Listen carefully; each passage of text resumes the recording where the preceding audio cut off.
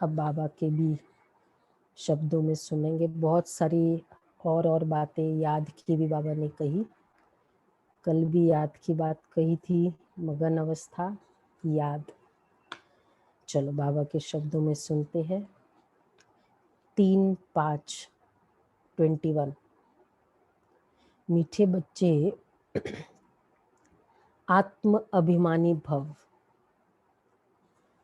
चलते फिरते उठते बैठते यही अभ्यास करते रहो तो तुम्हारी उन्नति होती रहेगी, बहुत उन्नति होती रहेगी।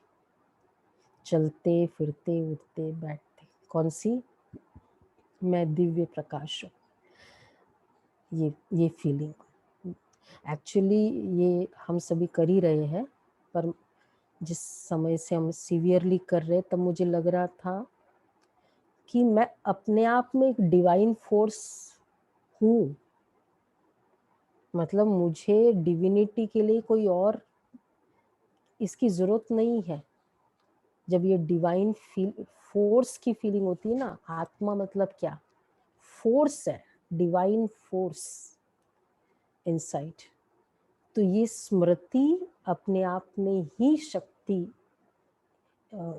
इंस्टिल कर देता है। इसलिए बाबा कहते तो उन्नति होती रहेगी। अच्छा, प्रश्न है, बाप की एक्यूरेट याद किन बच्चों की बुद्धि में रहेगा? बाप की एक्यूरेट याद किन बच्चों की बुद्धि में रहेगा?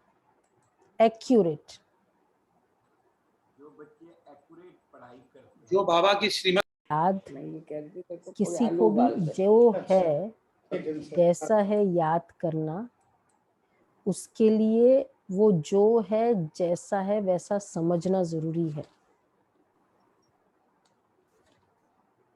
जिन बच्चों ने बाप को एक्यूरेट जाना है, आंसर है एक्यूरेट जाना है उसको। कई बच्चे कहते बिंदु को भला कैसे याद करें? भक्ति में तो अखंड ज्योति समझ याद करते आए, अभी बिंदी कहकर मूंझ जाते हैं। इसलिए पहले पहले ये निश्चय हो कि बाप अखंड ज्योति नहीं, वह तो अति सूक्ष्म बिंदु है।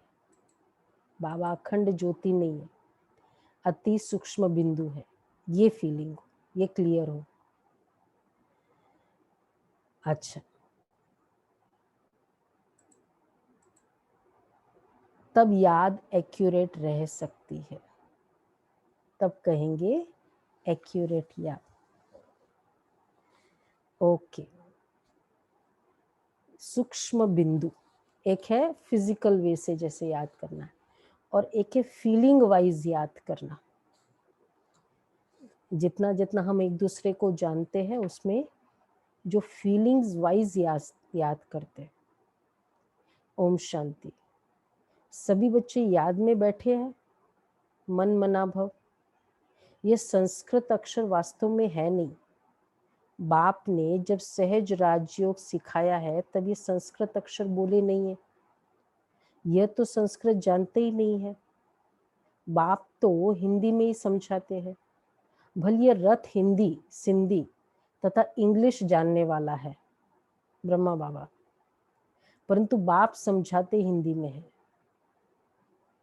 जो जिस धर्म का है उनकी अपनी भाषा है। वो तो रथ की भाषा थी ना, हिंदी सिंधी। बाबा कहते मैं समझाता हूँ हिंदी में, यहाँ हिंदी भाषा ही चलती है। ये भाषा समझना सहज है और ये स्कूल भी वंडरफुल है। इसमें कोई भी कागज, एक्चुअली देखो ये बाबा साकार में जब आते थे, बच्चे आते थे, कर्नाटक की सेवा शुरू हुई शुरू में, तो फिर कन्नड़ा आती थी उनको। सबसे पहले बेंगलोर की हुई ना सेवा शुरू, कन्नड़ा तो वो आते थे साकार बाबा से, तब कोई ट्रांसलेशन ये वाली फैसिलिटी तो थी भी नहीं कुछ भी, तो मुरली पूरा सुनते थे साकार बाबा के सामने। फिर उनको पूछते थे कि आपको मुरली समझी? बोला हाँ एकदम समझ गई। और बाकी ऐसे कुछ बोलते हैं ना, इधर जाओ ये करो, वो कुछ नहीं समझता था, मुरली पूरी समझ जाती थी। तो देखो बाबा कहते ना, यहाँ हिंदी भाषा चलती है, बाबा वो भावना और पूरी समझ जाती थी। इसी तरह तमिल वालों का होता था, मद्रास वालों का पूरा समझते थे। तो ये भाषा समझना सहज है और ये स्कूल भी वंडरफुल है। इसमें कोई भी कागज पेंसिल पन्ने आदि की दरकार ही नहीं रहती। यहाँ तो सिर्फ एक बार अक्षर को याद करना है, अर्थात बाप को याद करो। गॉड को अथवा ईश्वर को अथवा परमपिता परमात्मा को कोई याद न करे, ये मुश्किल है। याद सभी करते परंतु उनकी पहचान नहीं है। बाप ही आकर अपनी पहचान देते हैं। शास्त्रों में जो कल्प की आयु इतनी लंबी लिख दी है, वो बाप आकर समझाते हैं। बहुत बड़ी बात भी नहीं है।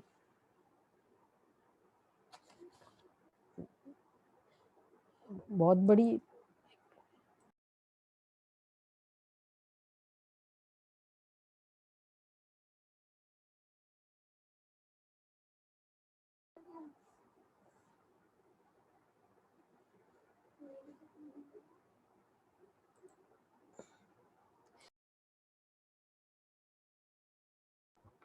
कि यहाँ तो सिर्फ एक अक्षर को याद करना है, अर्थात बाप को याद करो। गॉड को अथवा ईश्वर को अथवा परमपिता परमात्मा को कोई याद न करे, यह मुश्किल है। याद सभी करते हैं परंतु उनकी पहचान नहीं है। बाप ही आकर अपनी पहचान देते हैं। शास्त्रों में जो कल्प की आयु इतनी लंबी लिख दी है, वह बाप आकर समझाते हैं। बहुत बड़ी बात भी नहीं है। कोई इतनी कल्प की आयु लाखों वर्ष कैसे हो सकती है? कलयुग अभी बच्चा है, अभी तो बहुत सारा टाइम पड़ा है। अहिल्या बूढ़ी बूढ़ी माताएं क्या समझेगी? ये तो बहुत ही सहज है, कोई छोटे बच्चे भी समझ सकते हैं। बाबा अक्षर कोई नया नहीं है। अच्छा, शिव के मंदिर में जाते तो बुद्धि में आता है कि ये शिव बाबा है। वह निराकार है, सभी मनुष्य मात्र बाबा कहते हैं। हम सर्व आत्माओं का बाप एक है। सब जीव की आत्माएं जो शरीर में निवास करती है, बाप की याद करती है। सब धर्म वाले जो भी है, सब परमपिता परमात्मा को याद जरूर करते हैं।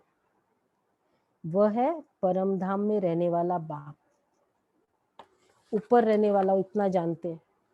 देखो, अगर एक होता है बेसिक, किसी के बारे में जानने के लिए क्या क्या चाहिए शुरुआत में? नाम, फिर बाद में कहाँ रहता है, चलो डेजिग्नेशन आदि। ये तो एकदम क्या बोलेंगे, बहुत बेसिक से बेसिक है। अगर और उसके बाद हाउ वो व्यक्ति कैसा है, वो तो बहुत धीरे धीरे, और उसमें भी जो जितना क्लोज है उतना वो उस व्यक्ति को समझता जाएगा। लेकिन जो बेसिक ही नहीं जानता हो कि वो कहाँ रहता है और वो कैसा है, तो फिर क्या जानता है? नहीं, उस व्यक्ति के बारे में। अब धर्म पिताओं ने कहा ऊपर रहता है, और कैसा है वो भी नहीं पता, बस निराकार है। तो आगे तो बहुत तो कुछ जाना ही नहीं ना, फिर तो इतना भी नहीं जाना। तो बाबा कहते हैं, तो अब और कुछ नहीं, प्रधानमंत्री दिल्ली में रहते, इतना तो सबको पता है। चलो एग्जैक्ट एड्रेस नहीं भी हो, दिल्ली में है इतना तो पता है। और दिल्ली वालों को तो और भी पता है कि भाई कहाँ है एग्जैक्ट एड्रेस। लेकिन इतना भी नहीं पता कि परमात्मा कहाँ रहता है, ऊपर रहता है। तो ये तो ठीक नहीं है ना। कोई कहे प्रधानमंत्री इंडिया में रहता है, तो ये कोई एड्रेस हुआ? तो मतलब जाना ही क्या फिर? तो इसलिए बाबा कहते हैं ये तो बहुत सहज है। कोई छोटे बच्चे भी समझ सकते हैं, बाबा अक्षर कोई नया नहीं है। शिव के मंदिर में जाते हैं तो बुद्धि में आता है कि ये शिव बाबा है, वह निराकार है, सभी मनुष्य मात्र बाबा कहते हैं। हम सर्व आत्माओं का बाप एक है। सब जीव की आत्माएं है जो शरीर में निवास करती है, बाप को याद करती है। सब धर्म वाले जो भी है सब परम पिता परमात्मा को याद करते हैं। वह है परम धाम में रहने वाला बाप, हम भी वहां के रहने वाले हैं। तो अब सिर्फ बाप को याद करना है। चाहते भी है कि हम पावन बने, बुलाते भी है, हे पतितों को पावन करने वाले आओ। नई दुनिया पावन थी, अब फिर पुरानी हुई है। इसको कोई नया नहीं कहेंगे। भारतवासी जानते हैं, नए भारत में देवी देवता राज्य करते थे। जब नया भारत था तो उसके आगे क्या था? भारत नया था तो उसके पहले क्या था? फिर क्या था? फिर पहले संगम युग, फिर संगम। तो पहले संगम था ना, नई दुनिया के पहले। इससे भी सहज कहना चाहिए, नए के आगे पुराना था। संगम को मनुष्य इतना सहज समझ नहीं सकते। न्यू वर्ल्ड ओल्ड वर्ल्ड, इसके बीच को फिर संगम कहते हैं। बाप के लिए ही कहते हैं, हे पतित पावन आओ, आकर हमको पावन बनाओ। हम पतित बन गए हैं, नई दुनिया में कोई पुकारेंगे नहीं। अभी तुम्हारी समझ में आ गया है कि ये भारत पावन था? क्लियर हो गया है बुद्धि में कि भारत पावन था, पवित्र था? एकदम क्लियर बुद्धि में, इतना सा भी डाउट नहीं कि कैसे था, ऐसे कैसे हो सकता है। हे पतित पावन आओ। और देखो प्योरिटी की भी कैसी महिमा बाबा बताते हैं कि जिसमें हर चीज में मतलब इतनी सी भी इम्प्योरिटी न हो। ये है ना प्योरिटी जो बाबा बताते हैं। तो इसलिए बाबा कहते हैं कि अभी समझ में आ गया भारत पवित्र था, हे पतित पावन आओ। यह तो बहुत समय से बुलाते आए हैं, उनको ये पता ही नहीं कि पतित दुनिया कब पूरी होगी। कहते शास्त्रों में ऐसे लिखा हुआ है कि अभी 40,000 वर्ष और कलयुग पतित दुनिया चलेगी। बिल्कुल ही घोर अंधियारे में है। अभी तुम रोशनी में हो, बाप ने तुमको अब रोशनी में लाया है। तो बिल्कुल घोर अंधियारे में 40,000 वर्ष पड़े, तो अभी 5,000 कंप्लीट हो, अभी और 32,000। अब ये राइट भी है, 100% राइट है उनका। वो भी कैसे कि ये बात कब कही थी उन्होंने? द्वापर युग के शुरुआत में कही ना, तो उस हिसाब से तो बहुत टाइम था कलयुग को कंप्लीट होने में।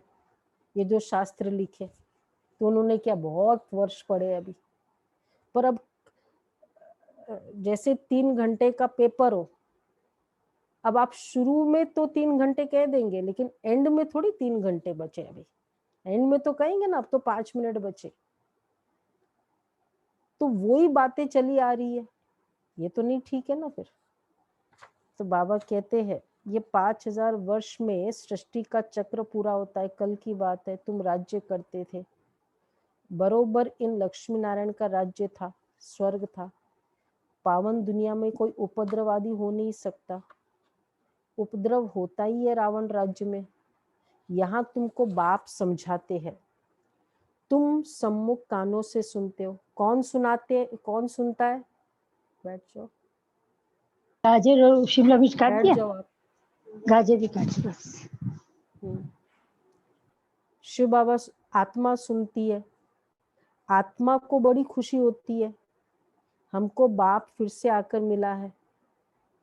बाप से वर्षा लिया था, अब बाप कहते मुझे याद करो।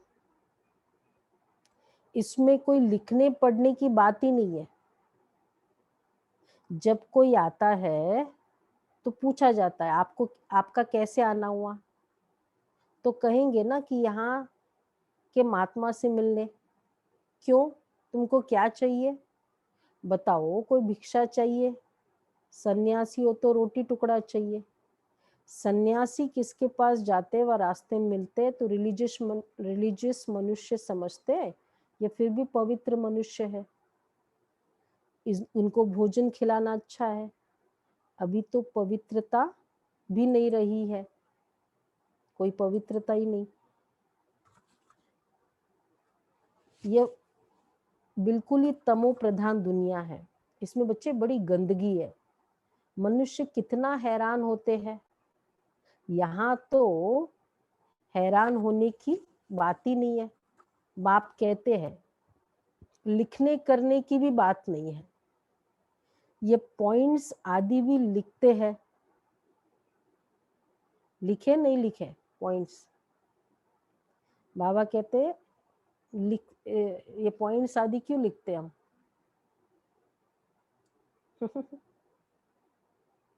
फायदा है कुछ लिखने से? याद करने के लिए, रिवीजन करने के लिए, पॉइंट्स रिवीजन करने, मनन करने के लिए। अच्छा लगा। और पर्टिकुलरली आज के दिन मेरी क्या स्टेट ऑफ माइंड थी, तो आज के दिन मुझे जो अच्छा लगा वो उस दिन की स्टेट ऑफ माइंड को भी डिपिक्ट करती है, होता है ना, और अपनी पॉइंट होती है। इसलिए फ्यूचर में भी कभी रेफर करेंगे ना तो लगता है अच्छा ये तो बहुत अच्छी पॉइंट है, बहुत रेलिवेंट है, क्योंकि मेरे संस्कारों के अकॉर्डिंग मुझे वो पॉइंट्स अच्छी लगी। तो बाबा कहते हैं धारणा करने के लिए लिखते हैं। जैसे डॉक्टर लोगों के पास डॉक्टर लोगों के पास भी कितनी दवाइयाँ होती है, इतनी सब दवाइयाँ याद रहती है। बैरिस्टर की बुद्धि में कितनी लॉ की बातें याद रहती है, होता है ना, सारा पूरी लॉ की बातें, कितने सारे लॉज है, सब याद रहते हैं। तो बाबा क्या कहना चाहते हैं, बोलो भाई गुलाब भाई। लॉ की बातें याद रही है, डॉक्टर इतनी लॉ की बातें याद रहती है, दवाइयाँ याद रहती है। तुमको याद करना है एक बात। क्या याद करना है? एक बात, एक ही बात तो याद करनी है। बाबा को याद कर। अभी तक कितने पॉइंट हुए? कितने पॉइंट हुए अभी तक? अरे क्या हुआ? इसके लिए दीदी से फादर का फर्स्ट कौन याद आए? छोटे बच्चे को तो माई दिखती है और कुछ दिखता ही नहीं कि बाबा बाबा, तो देखने से ही झट गले लग जाता है।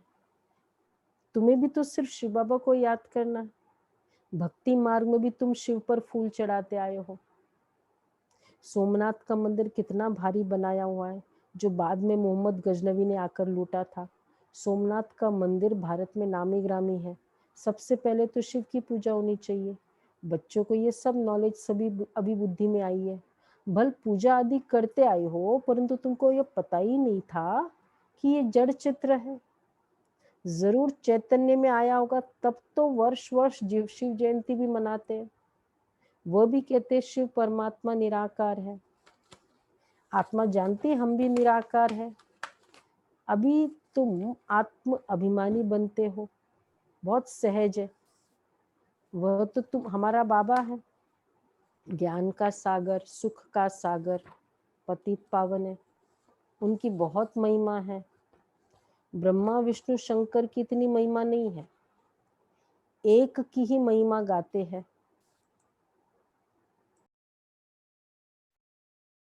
बाबा आकर हमको वर्षा दे रहे हैं।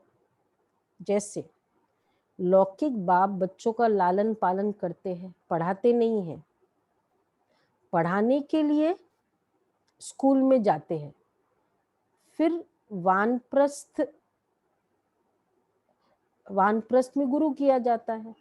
आजकल तो छोटे बड़े सबको गुरु करा देते हैं। पहले सिस्टम था, आजकल थोड़ी है।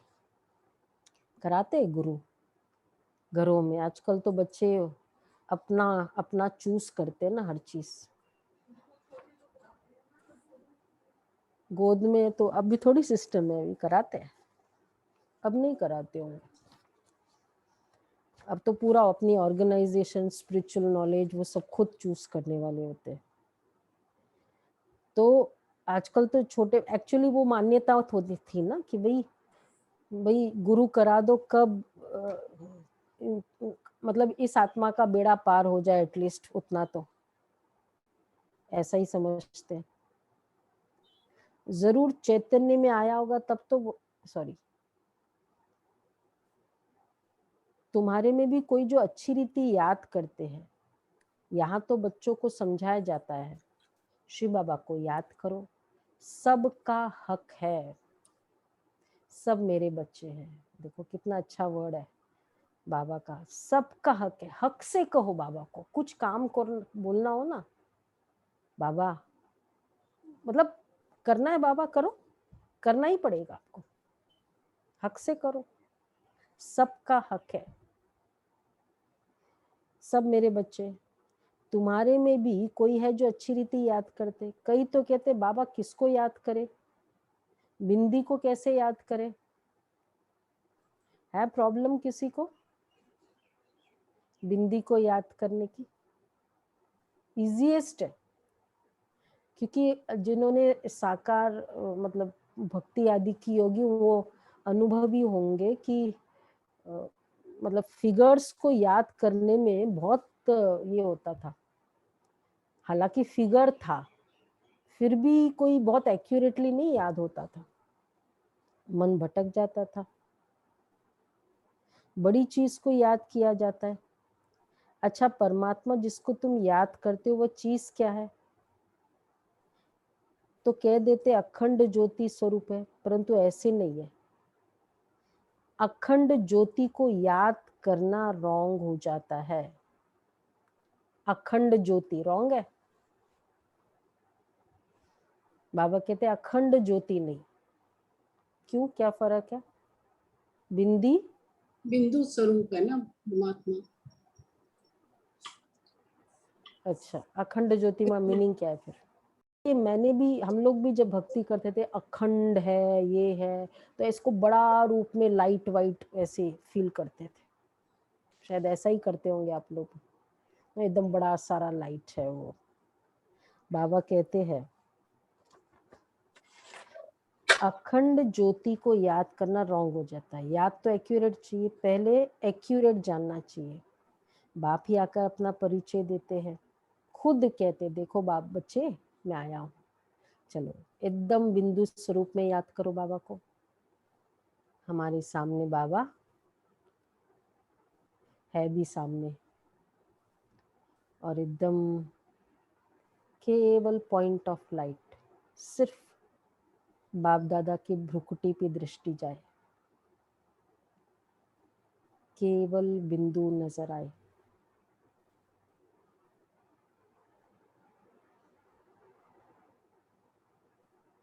ओम शांति।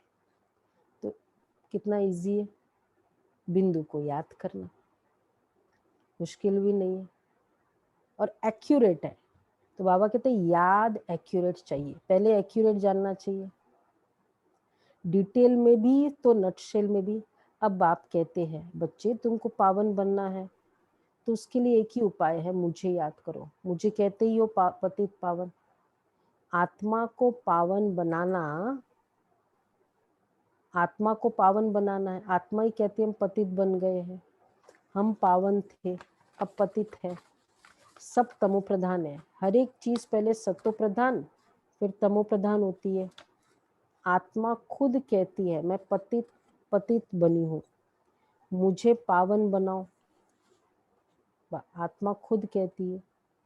शांति धाम में पतित होते नहीं, यहाँ पतित है तो दुखी है, जब पावन थे तो सुखी थे। रीजन ऑफ दुख क्या है? इम्प्योरिटी। जो ये समझ ले ना तो वो रीजन को क्योर करे।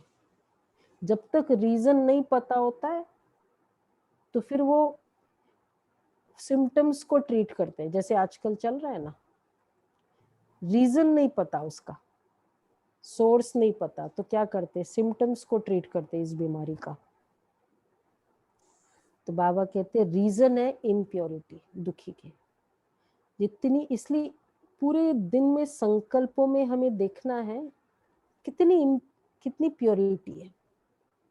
और प्योरेस्ट संकल्प है बाबा की याद। और फिर उसके बाद जो भी हम व्यवहार के संकल्प करते, लेकिन तुरंत जैसे व्यवहार के संकल्प आए वापस स्विच ऑफ कर दो। आत्मा प्योर होती जाएगी तो फिर बाकी सारे दर्द अपने आप मिट जाएंगे। मैं यहाँ पतित है तो दुखी है, तो आत्मा ही कहते हैं हमको पावन बनाओ, तो हम दुख से छूटे। तुम समझते हो आत्मा ही सब कुछ करती है, आत्मा ही जज बैरिस्टर आदि बनती है, आत्मा ही कहती मैं राजा हूँ, मैं फलाना हूँ, अभी ये शरीर छोड़ दूसरा लेना है। इसको कहा जाता है आत्म अभिमानी। देह होते आत्म अभिमानी। रावण के राज्य में देह अभिमानी होते हैं। आत्म अभिमानी अभी ही बाप बनाते हैं। इस समय आत्मा पतित दुखी है तो पुकारती है बाबा आओ। ये भी तुम जानते हो ड्रामा प्लान अनुसार पतित से पावन और पावन से पतित बनते ही आए हो। चक्र फिरता ही रहता है। अभी तुम्हारी बुद्धि में बैठा है क्या बात बैठी है कि हमने 84 जन्म कैसे लिए, एकदम क्लियर है सबके माइंड में। अभी ये बातें भूलो मत, स्वदर्शन चक्रधारी हो रहो। उठते बैठते चलते फिरते बुद्धि में हमको सारी नॉलेज हो। तुम समझते हो बेहद के बाप से हम बेहद का वर्षा ले रहे हैं। बाप बच्चों को समझाते कि तुमको एक बाप को ही याद करना है। बाप को याद करना और क्या काम है दूसरा? बाप को याद करना और दूसरा काम कराना।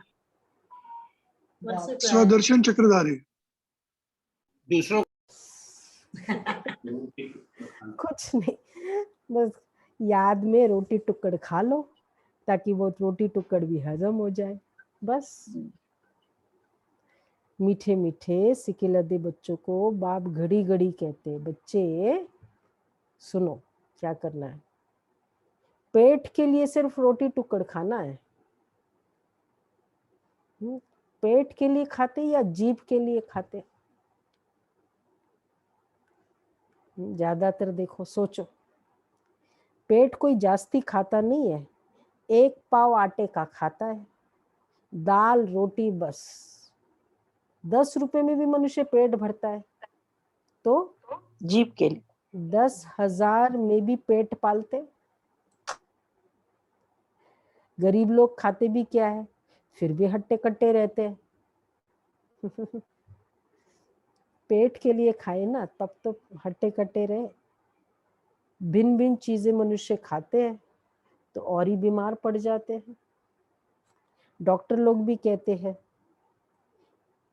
एक प्रकार का खाना खाओ तो बीमार नहीं होंगे, ये खा लेते वो खा लेते बीमारी। सबसे बड़ा ये हॉस्पिटल में कौन पहुंचाता है? ये जीभ पहुंचाता है।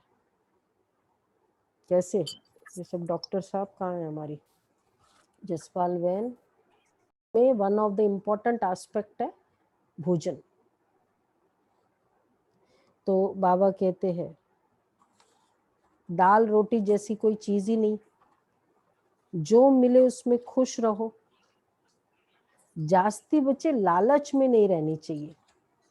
सन्यासी लोग क्या करते, घर बार छोड़ जंगल में जाते, तत्व को परमात्मा समझ याद करते, समझते ब्रह्म में लीन हो जाएंगे, परंतु ऐसे तो है नहीं। आत्मा तो अमर है, लीन होने की बात ही नहीं है। बाकी आत्मा पवित्र अपवित्र बनती है।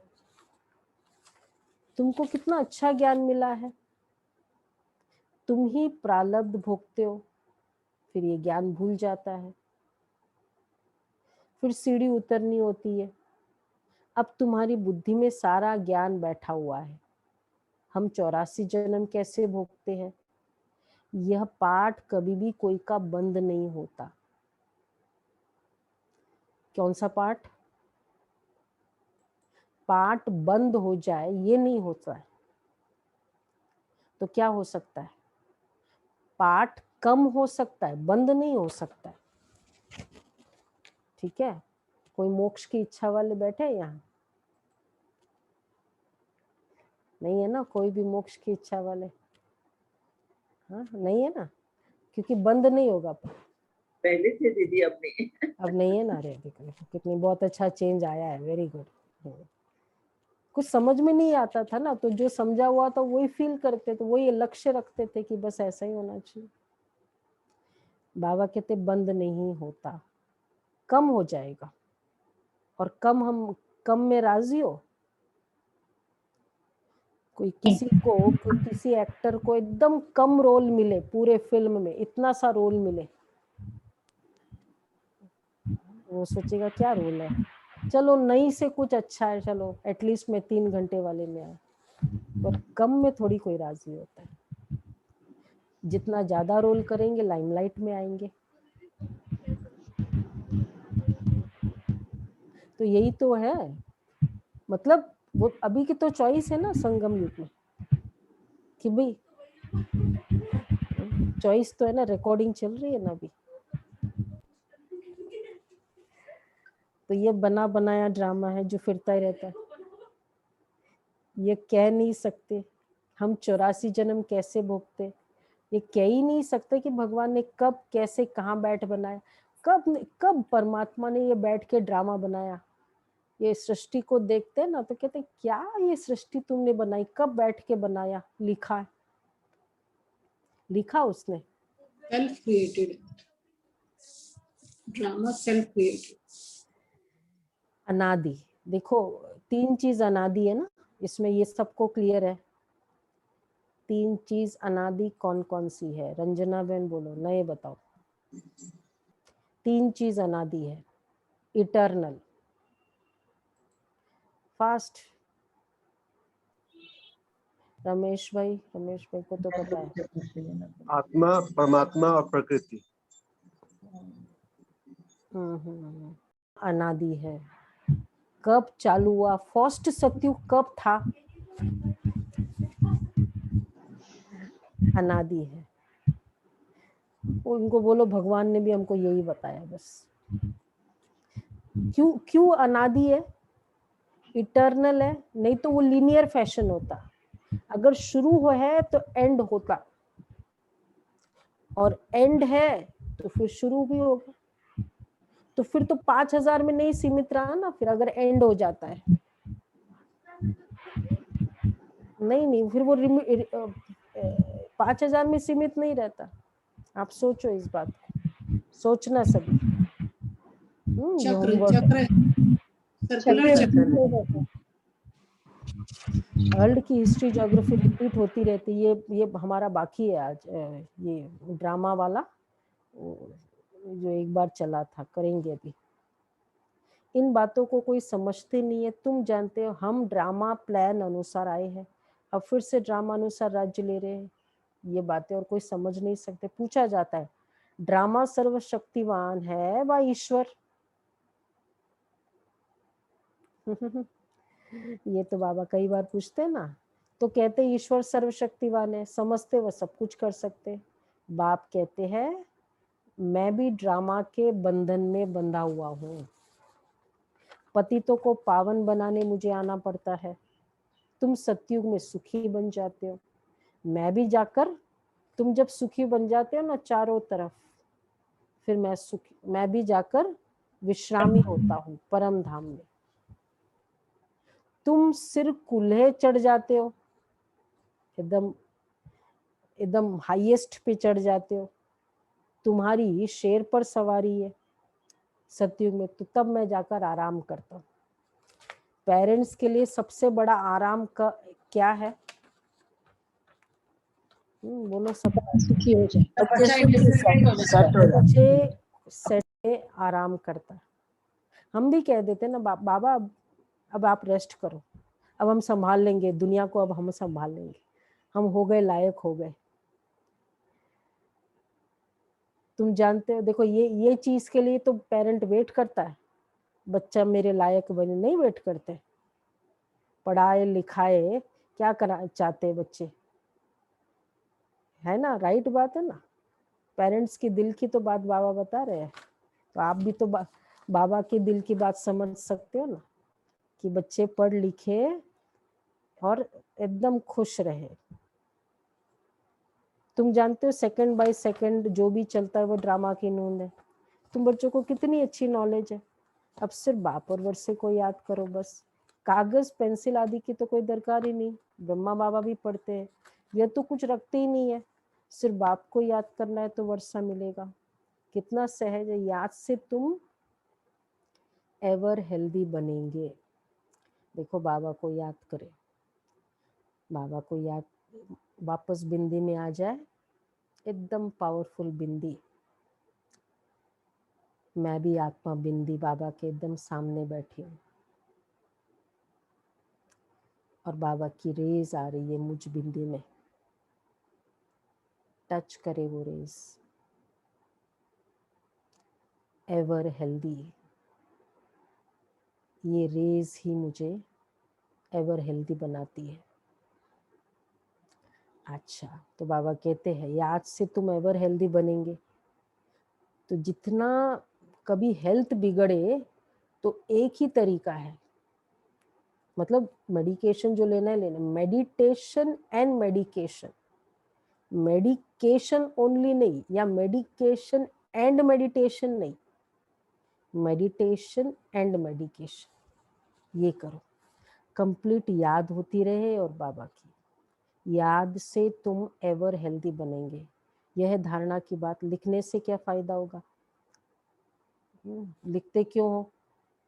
बाबा कहते ये तो सब विनाश हो जाएगा, परंतु कोई याद रखने के लिए लिखते हैं। जैसे कोई बात याद करनी होती है तो गांठ बांध देते हैं ना, तुम भी गांठ बांध लो। शिव बाबा और वर्षे को याद करना, ये तो बहुत सहज है। योग अर्थात याद। कहते बाबा याद नहीं ठहरती, योग में कैसे बैठे? अरे लौकिक बाप की याद उठते बैठते चलते फिरते रहती है ना, तुम भी सिर्फ याद करो बस। याद करेंगे तो क्या हो जाएगा? बेड़ा पार है। याद याद याद याद उन चीजों की होती है जिनके साथ टाइम बिताया जाता है, समय बिताया जाता है। तो अगर हमने बाबा के साथ ऐसे टाइम नहीं बिताया हो ना, तो चलते फिरते याद नहीं आती। जैसे ना कहते हैं हम याद आती है, तो जब हम योग में बैठे तो इतने डीप कनेक्शन बाबा के साथ करें, और कंटिन्यूसली योग के बाद भी, जैसे मतलब टाइम बिताया आपने बाबा के साथ 1 घंटा 1.5 घंटा, फिर बाद में आप चलते फिरते रहोगे तो फिर भी कुछ वही बाबा की बातें। तो फिर जब पूरे दिन काम करेंगे और फिर हम मुरली सुनते हैं, तो 4 से 9 ये जो डोज डाल दिया ना, क्या हो जाएगा? 5 घंटा, लोग आधा घंटा भी नहीं देते। ये सबसे बड़ा हेल्थ है। ठीक है ना? ऐसा है ना? बाबा कहते हैं बेड़ा पार है, याद करो। अच्छा, मीठे मीठे सिखिला दे बच्चों प्रति माता पिता बाप दादा का याद प्यार गुड मॉर्निंग। रूहानी बाप की रूहानी बच्चों को नमस्ते। हम रूहानी बच्चों की रूहानी बाप दादा को याद प्यार नमस्ते गुड मॉर्निंग। थैंक यू बाबा। बाबा शुक्रिया बाबा। धारणा के लिए सार है, स्वदर्शन चक्रधारी बन, 84 का चक्र बुद्धि में फिराते रहना है। स्वदर्शन चक्रधारी बन, 84 का चक्र बुद्धि में फिराते रहना है।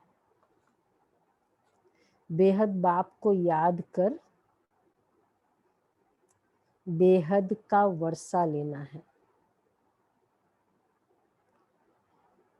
पावन बनना है, बेहद का वर्षा लेना है, पावन बनना है। दूसरा है किसी भी चीज की लालच नहीं करनी है। जो मिले उसमें खुश रहना है। जो मिले उसमें खुश रहना है। रोटी टुक्कड़ खाना है, बाप की याद में रहना है।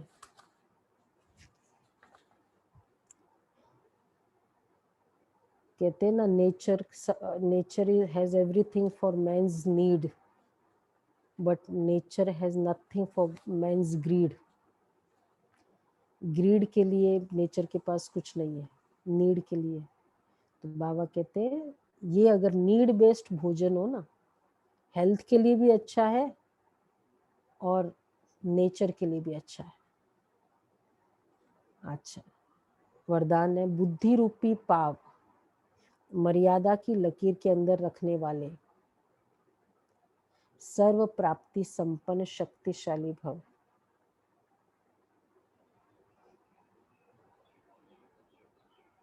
जो बच्चे बुद्धि रूपी पांव जरा भी मर्यादा की लकीर से बाहर नहीं निकालते हैं, वे लकी और लवली बन जाते हैं। उन्हें कभी कोई भी विघ्न अथवा तूफान, परेशानी, उदासी आ नहीं सकती। यदि आती है तो समझना चाहिए कि बुद्धि रूपी पांव मर्यादा की लकीर से बाहर निकाला है। लकीर से बाहर निकलना अर्थात फकीर बनना। लकीर से बाहर निकलना अर्थात फकीर बनना। इसलिए कभी फकीर अर्थात मांगने वाले नहीं, सर्व प्राप्ति संपन्न बनो। तो मर्यादा वाली लकीर,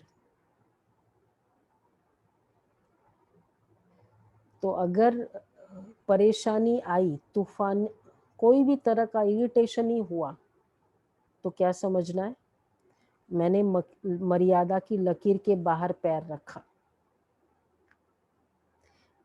इतना है। मतलब बाबा देखो कितना अपनी स्थिति ही मर्यादा के अंदर है, अपनी स्थिति मर्यादा के बाहर ले जाती है। सीता, इसलिए सीता खुद जाती है ना, बताते हैं ना रावण के पास।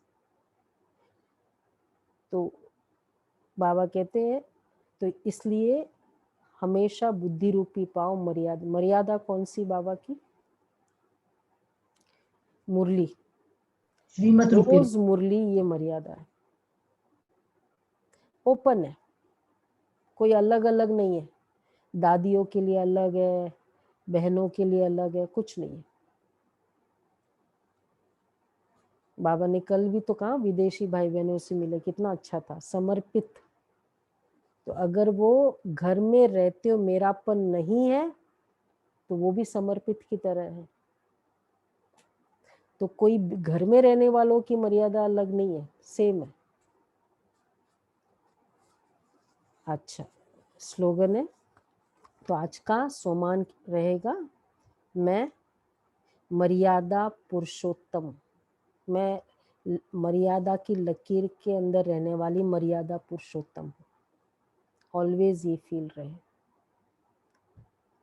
और इतना सा भी इरिटेशन हुई, गई, बाहर गई, ये फील करेंगे। अच्छा जी, स्लोगन है,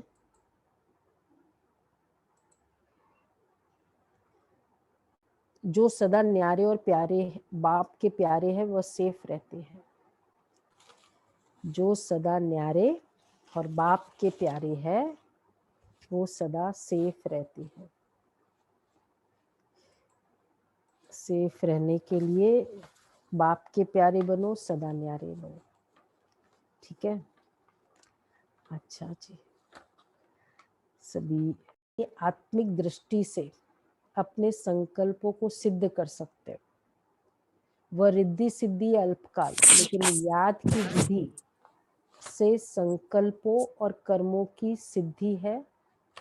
याद की विधि है से संकल्पों और कर्मों की सिद्धि है। अविनाशी। वह रिद्धि सिद्धि यूज करते हो और आप याद की विधि से संकल्पों और कर्मों की सिद्धि प्राप्त करो। इसमें भी याद के ऊपर आया, याद की विधि से संकल्पों और कर्मों की सिद्धि को प्राप्त करो। तो आत्मिक दृष्टि शुरू में भी आज बाबा ने कहा ना, आज का सार क्या था? चलते फिरते आत्मिक दृष्टि यही उन्नति का साधन है। इसी तरह इसमें आया है। तीसरा नंबर है, अभ्यास की प्रयोगशाला में बैठ योग का प्रयोग करो तो एक बाप का सहारा और माया के अनेक प्रकार के विघ्नों का किनारा अनुभव करेंगे। अभी ज्ञान के सागर, गुणों के सागर, शक्तियों के सागर में ऊपर ऊपर की लहरों में लहराते हो, इसलिए अल्पकाल की रिफ्रेशमेंट अनुभव करते हो। लेकिन अब सागर के तले में जाओ तो अनेक प्रकार के विचित्र अनुभव कर रत्न प्राप्त करेंगे। सागर के तले में जाओ। कल के मुरली से मिलता जुलता है ना, ऊपर ऊपर लहरों में लहराते, बाबा ऐसा है, बाबा ऐसा है। लेकिन जब अनुभवी हो जाते हैं ना, तो फिर वो जो तले में जाकर निकलना होता है। और अनुभव कैसे होगा? एक्सपीरियंस का आधार है एक्सपेरिमेंट। एक्सपेरिमेंट करो, एक्सपीरियंस होता जाएगा। प्रयोग करो, होता जाएगा। अच्छा, थोड़ा पुरुषार्थ देखेंगे।